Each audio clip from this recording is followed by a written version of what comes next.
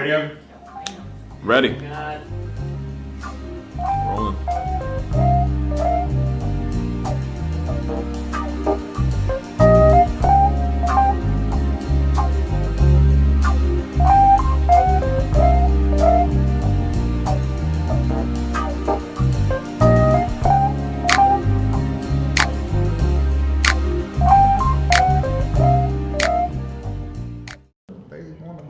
Rolling video. Everybody want to be on camera. Don't want to be on camera until there's a camera. Until Hey, guys. Especially like who's reporting like halt me down. Like, yeah, can we get GS's allegations about you?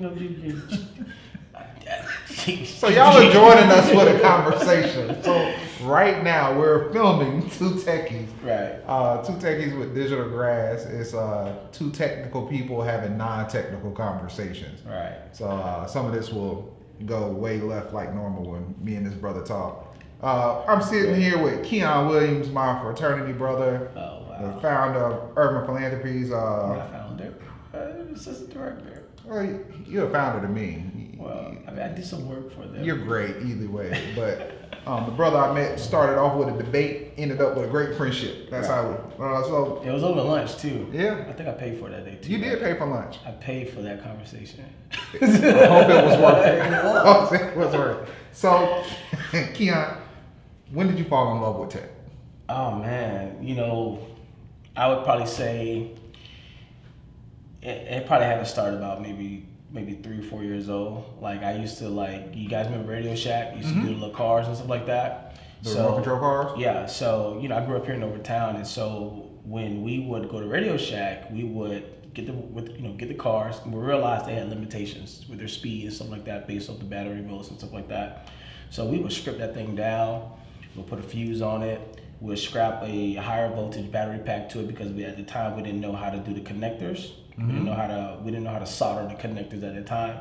And we'll scrap a battery pack to it, take off the receiver, the antenna to it, and just have that thing shoot down the street. And so you're talking about down the one way here in Overtown, you got a car doing 30 miles an hour. That was the fastest thing we ever thought happened, man. And so from that point on, man, as a kid, between the racing cars, radios and televisions, I even broke my mom's electric potato peeler because I wanted to know how did it do what it did. Wow. And so yeah, man. So I've been a techie ever since. Well, you asked for it. There go your 1 minute intro right there. That's your first one. Boom. That was a great answer. Great answer. So what exactly do you do in tech and innovation? Well, right now, I think me personally, or like with work and stuff like that. Both. You can talk about both.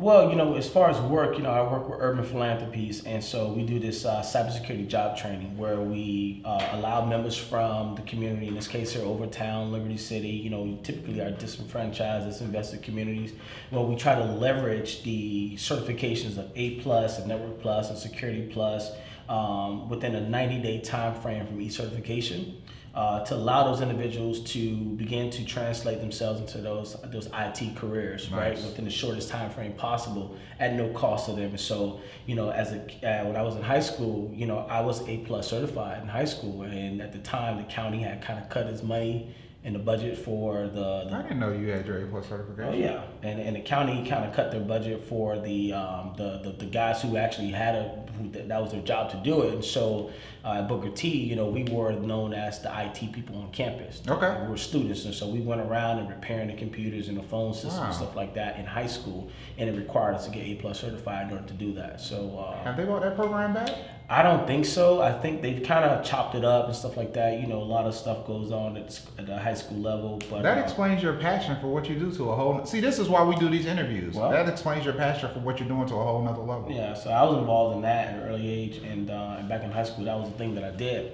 As far as myself today, am I involved in anything? Yeah, I am. I'm currently online right now. I am going through the ethical hacking right now. I got a great discount online. It was $29.99 to do a self tutorial, self training and stuff like that online. The course probably was like $1,500. Yeah, it's not I got cheap. it for $29.99. I'm at my own pace. I have a year access to it. I'm going through it. So that's dope, man.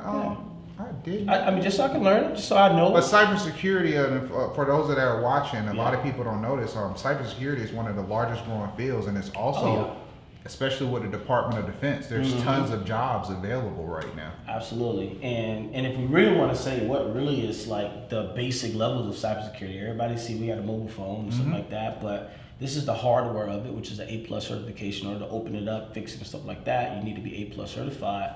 The network that this phone connects to or that tablet connects to is the network plus side of how to connect the hardware to the network. And then the information that's being transmitted from this is the secure side. So the security plus. And so most people don't realize, but they're walking around with the bare bones of these certifications right in their pocket or in their book bags. I don't even know it. Man, clip number 2. This boy is on fire. Look at this. Killing him. All right, man. We gotta break you down. You're just way too smart. That's the interview. Say all that, but so craft beer cocktail. Right. Which one? I'm gonna probably do a craft beer. Okay. Yeah. What's your favorite craft beer? What do you like? There was this one. Man, you're gonna get me in trouble here if I. So is it safe for me to say Alberta is it Alberta or is it which one is Alberta? It? Alberta. Is it safe to say it's a craft beer? They're large enough, but yeah, I understand. Okay, so particularly it's Purple Haze. Okay, yes, absolutely. That's my favorite. Purple Haze, hands down. Fell in love with it when I was out, and actually it's brewed in New Orleans, but I fell in love with it out in San Francisco, and from that point on, we rode by their brewing when I was out there visiting my father. Oh, beautiful, man, beautiful. In fact, whenever I go to New Orleans, I always make sure I get one. Absolutely, they got good packaging too. Yeah. If your business life, not your personal life, right. But if your business life was based on a movie or a TV show, what movie or TV show would we be watching right now? Probably Coming to America. That's just kind of what it is. That's just kind of what it is. Always finding yourself. Always finding myself, man. I'm in search. I'm going to Queens, right? Find my queen, and yeah, man, that's a beautiful movie, and I think it speaks a lot too of our of our culture in a humorous way, but nevertheless, it lets folks know this is who we are. It gives you that self. That was the genius of comedy back then. Absolutely, You revealed a lot of truths while still making it funny. But there's a lot of stuff you can go back and watch today. To the day. And you're like, wow. Listen, that rose petal scene. Yes. I mean, as a kid growing up in Overtown, you never saw someone step out of a limo with rose petals been thrown at their feet. Okay. And to that be a black man, that was just like, that was a big, that was a mind explosion when I saw that. Iconic and almost a joke to some. Yeah. A revelation of looking at a black man as an upper level. You talking about seeing royalty at that age, and folks are laughing. I'm sitting there like, that's a black man with a lion head on him stepping out of the car with a rose. And people don't realize, some people that still impacted because you didn't even know a lot of things that were going on in Africa, even though some of that stuff was elaborate and over the top, but still. But it was a beautiful movie at the end of the day. It's still one of my favorite movies. I can quote line by line in that movie. I will admit, it's one of those things, if it's on late night, I have to watch it. You Absolutely. To the end. Good. What do you feel is one of your biggest challenges or struggles that you're currently dealing with Urban Philanthropies? One of the things I think that we probably deal with the most is that we consider ourselves civic entrepreneurs at Urban Philanthropies. Okay. And so what we try to do with that perspective is that we try to look at things from an entrepreneurial perspective and figure out how do we make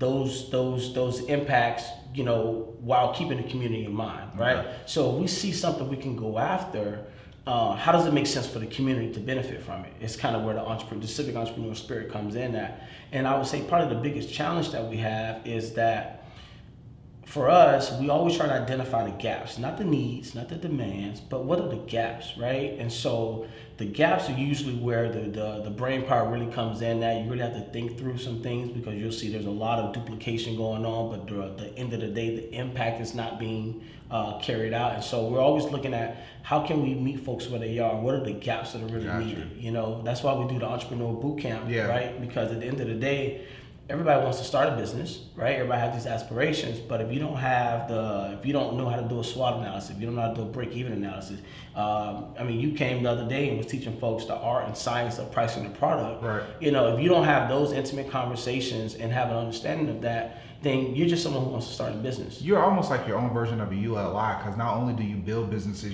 I've seen you and I know how you think. You go into the community and you almost assess and evaluate what will be most beneficial for the community. Absolutely. I think that's a difference between always supplying a want versus being able to know the need. Absolutely. You gotta almost be hands-on. You gotta see what really, at the end of the day, what's really taking place, right? And I mean, here's the thing. You can put a dry cleaners in the community, right? Because you don't see one there. But at the end of the day, if the individuals that live in that community don't understand there's a need for them to patronize that dry cleaners, then that business is gonna belly up. So yeah, we don't see one here, but guess what? Folks don't even have the money to spend there. Folks iron their clothes. That is not something that when you do your market study, that's not something that community. When did you hit that point of intelligence? The point where you're sitting at now? The point of intelligence for you to be able to evaluate and assess things like that. Oh man! At what point of your career journey did you hit that point? Well, it's been a lot of trial and error, man. Like none of this stuff comes easy. This is trial and error. This is multiple mistakes being made time and time again. But it's still, it's an unforeseen talent. Most people just want to build businesses and hope they'll make it. So, do you think where you're at now?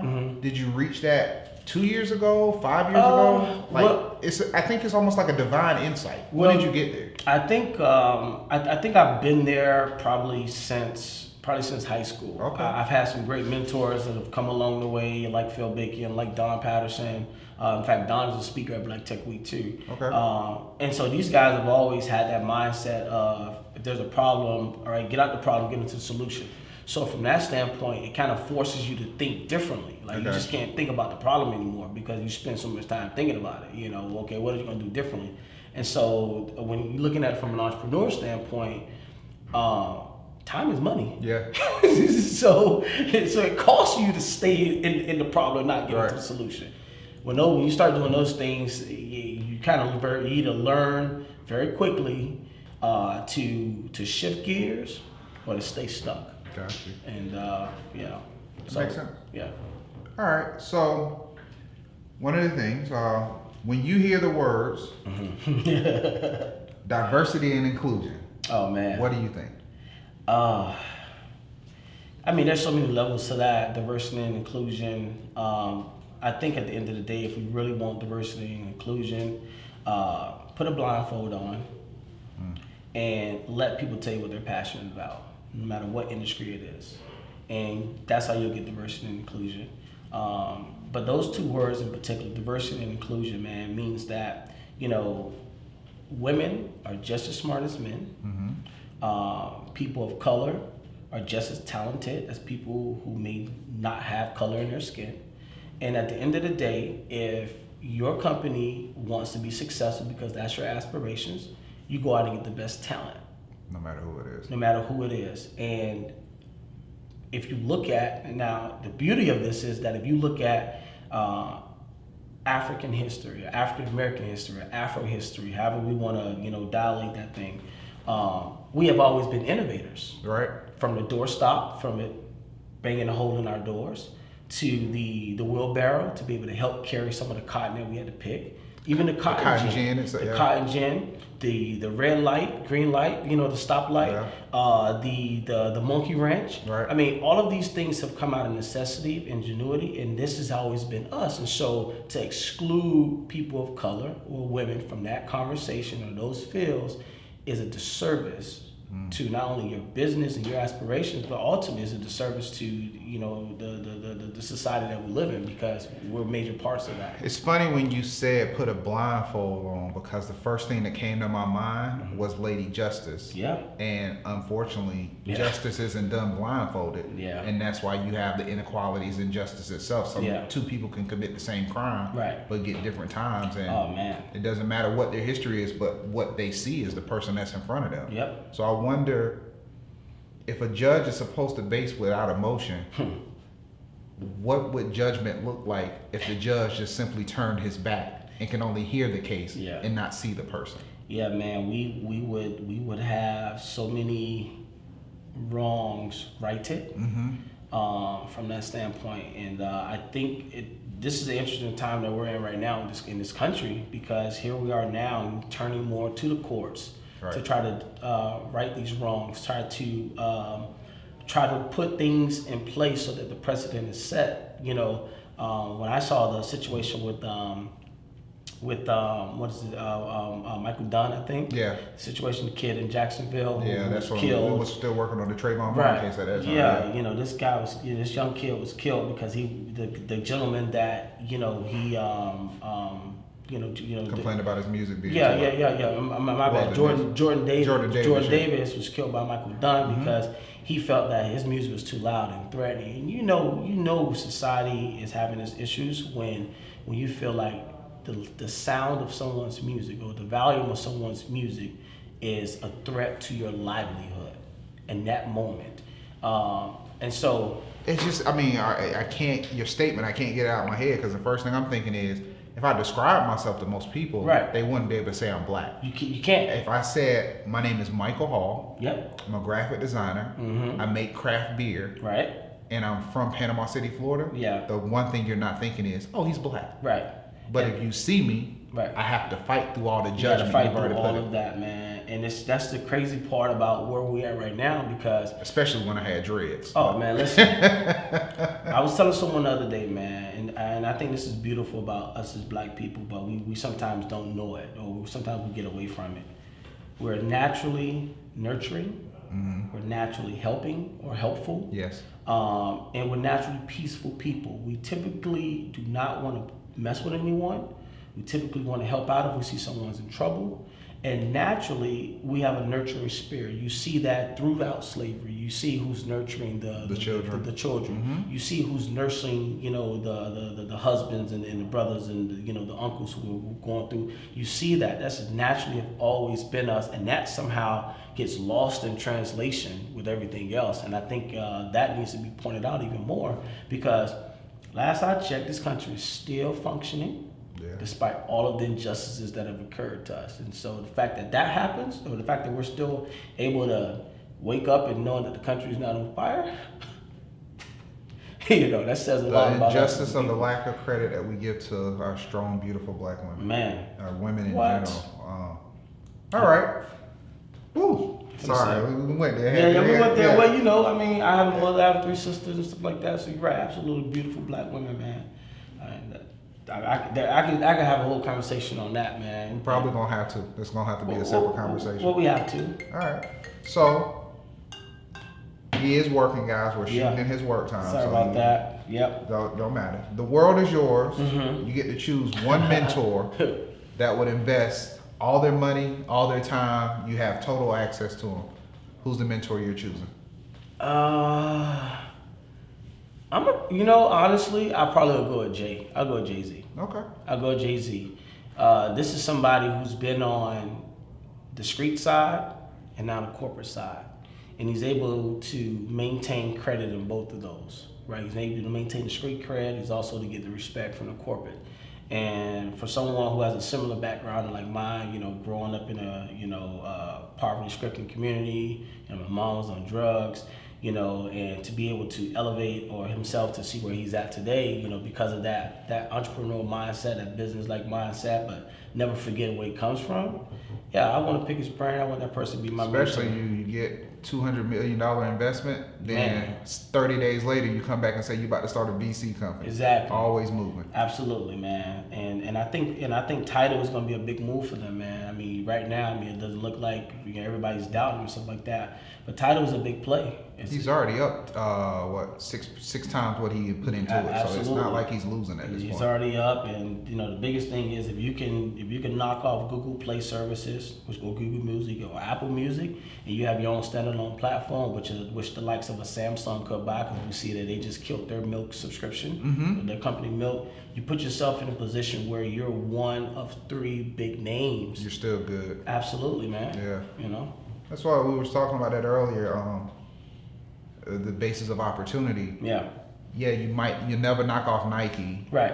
You might not be able to defeat Reebok, but Adidas is going to be there. Right. But it doesn't mean you don't make sneakers. Exactly. Right. You just got to know your niche. You still do your thing, know your niche, and guess what? Now your small amount of sneakers that you make are like a prized possession, so that drives the demand for those, right? And now you're just exclusive. Better. Everybody can go get them Jordans. Exactly. You got that one off, you good to go. All right. So closing out, there's always a soundtrack to life. So if your life was a song or an album, one or the other, oh man, what would we be listening to right now?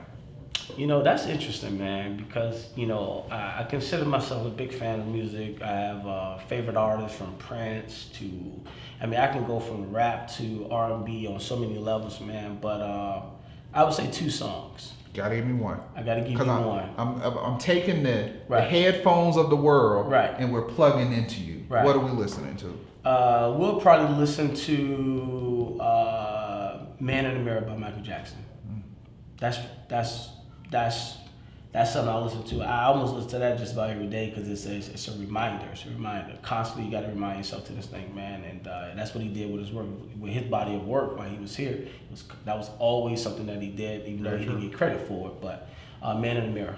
Okay. Yeah, Michael Jackson. So we're all in this game of being an entrepreneur in business. Oh yeah. So you could live to be 80, 90, or something could happen tomorrow. Dang, man. What would define the legacy of Keon? I was a barrier remover. I think that's what I think folks would say. He always tried to find the solution to it. If it was something in the way, how do we move that out the way to do what we got to do? I think folks would probably say that. I'm always trying to find a way to make things happen. And I had a question here that I skipped, but you know what? I think you answered it so eloquently, but I want to kind of sum it up before I let you tell everybody how to reach you. And it says, if you had to place a plan to accomplish diversity and inclusion in tech, what would that look like? And now all I can think is interviews blindfold. Just interviews blindfold, man. I mean, now it's so simple. Yep. But it's so true. And it's almost like interviews blindfolded, and the voice coming through a automatic, so you can't tell if it's a male or a female. Absolutely. All you can hear is their intelligence, their response. That is almost the solution to it. I love it. I'm sorry. Somehow that's gonna have to become a meme. We got to put that on the show. You got to put that somewhere. That was a good one. That's how you do it. All right. I put you in the hot seat. Yeah, you did. I've asked you all the questions. Snatched me from my office, Phil. If you're watching this, this guy called me out. It was, I know. So to do you just service, you can ask me one question or share one thought that you need me to respond to before we close out. Honestly, a black man creating beer. I've always been fascinated about that. What was your motivation? Twofold. Okay. First thing is that is a very old tradition that comes from Africa. Right. The beer was exchanged among kings, and there was a way to show respect to royalty when you went to beautiful. That would be the first thing. Okay. Second thing is So by the way, when I drink your beer, that's an exchange of royalties. That is my honor to you. Okay. You know what I'm saying? Right. That's why the beer is called Timeline Brewery. Okay. My point was to tell history. Okay. So I can't just walk up to somebody and be like, that was something that was an African culture. Nah. That's too aggressive. Yeah. But I can put that on my own bottle label. Absolutely. I can put that on my website. Yeah. So I wanted what you do too. Right. Absolutely. I wanted to tell that story. Second was just we cook different. Taste is different. Everything. So everybody ain't gonna understand everything our grandmothers put in a sweet potato pie. Oh yeah, that's the culture. You're not gonna understand the barbecue sauce because the best barbecue sauce ain't never gonna be bottled. Nope. The best barbecue comes off of a 25 barrel cut in half. Oh yeah. Oil barrel cut in half, and it's made with a fence on top. Oh yeah. So my thing was I want to make beer. Right. I wanted to make a beer that paired with the food that I love. Oh yeah. And I'm a country boy from Alabama. Oh wow. So, I know you're from Alabama. Yeah, man. Yeah. I'm born in the sticks. So I wanted backwoods. Okay. A little city called Evergreen is where I was born. I grew up in a city called Castleberry. Yep. So Castleberry was the wow, strawberry capital of Alabama. Yep. So my biggest event was the Strawberry Festival when I was growing up. Thomasville, Georgia, and the Strawberry Festival that goes on there. My family is from that plantation in Thomasville. My great grandmother name was Rose after the rose after the strawberry and the rose.